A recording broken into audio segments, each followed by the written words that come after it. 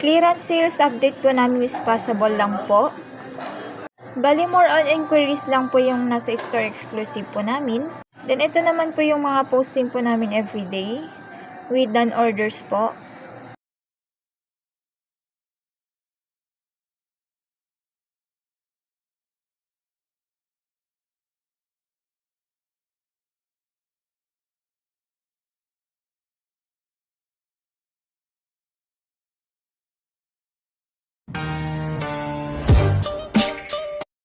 May mga own gimmick din po kami na pinost.